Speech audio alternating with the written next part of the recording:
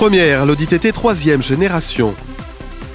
Fiat Chrysler, une fusion et des questions. Qashqai 2, toujours leader. Souriez, vous êtes filmé, les caméras envahissent les voitures.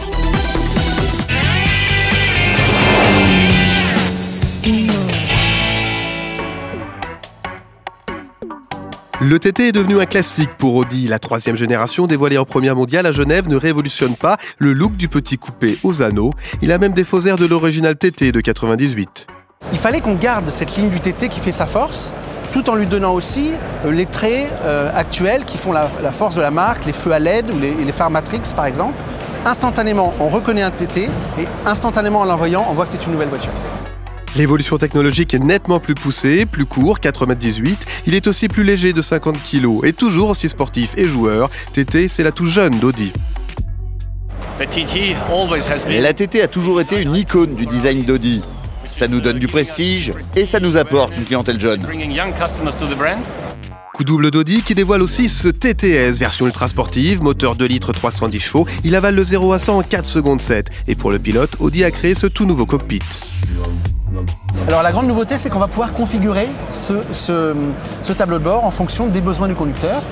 On va être par exemple dans une configuration classique avec les compteurs de vitesse et contours à droite et à gauche, mais on va pouvoir aussi, sur la simple pression d'un bouton, basculer sur un écran intégralement dédié à la carte du GPS.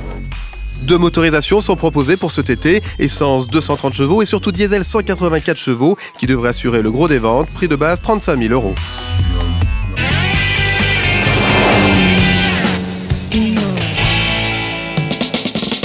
Fiat est-elle encore une marque italienne? Depuis le rachat à 100% de Chrysler, le nouveau groupe Fiat Chrysler Automobile est devenu le numéro 7 mondial. Cette fusion doit surtout permettre de sauver la marque transalpine. Cette fusion, comment faut-il la voir? Alors pour certains, et sûrement pour Sergio Marchionne, dans un sens positif. Il a donné l'exemple de la nouvelle Jeep Renegade qui a été conçue à Memphis. Le concept né en Amérique, la voiture sera produite en Italie et elle sera vendue dans tout le monde. Un exemple clair du concept de globalisation, selon Sergio Marchionne. Des changements qui perturbent, Fiat fait partie de la culture italienne, la 500 en est le symbole. Ce que les Italiens n'acceptent pas, c'est autre chose. Pendant de longues années, Fiat a été subventionné par l'Italie. Fiat change de siège social, le siège légal en Hollande et le siège fiscal à Londres. Et cela crée de l'amertume chez nos compatriotes. Fiat veut renouer avec les bénéfices en se repositionnant sur des segments plus haut de gamme et plus rentables grâce à ses marques Alfa Romeo, Maserati et Jeep.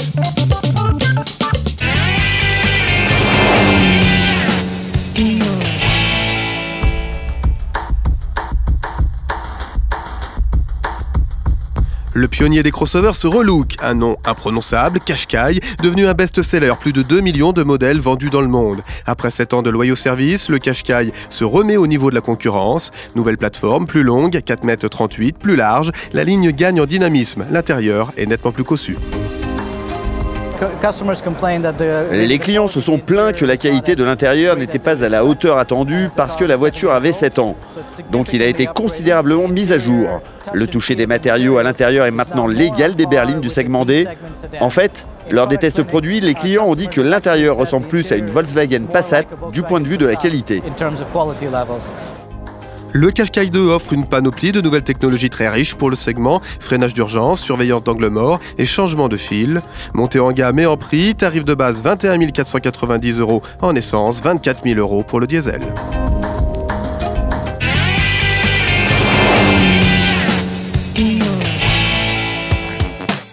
Souriez, vous êtes filmé en conduisant. Les caméras envahissent les voitures. Des caméras partout et pour tout, à la place du miroir de rétroviseur dans le concept Intrado Hyundai.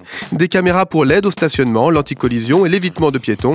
Mercedes crée même une vue 360 degrés, un peu comme si vous planiez 2 mètres au-dessus de votre voiture.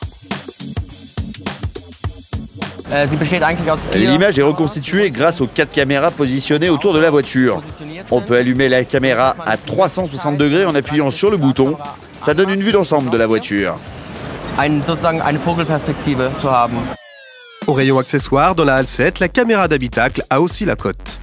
C'est une caméra avec un enregistreur de données, donc avec une petite carte SD, qui enregistre des données et qui vous filme la route. Vous pouvez mettre ça à l'avant, à l'arrière. En cas de sécurité, en cas d'accident sur la route ou en cas de pépin ou en cas de mauvaise conduite d'un autre utilisateur. Les images servent de preuve en cas d'accident et incitent le conducteur à une plus grande prudence. Le tarif pour un équipement est d'une centaine d'euros. Et n'oubliez pas, rendez-vous sur notre page Facebook. Venez voter pour vos premières de rêve.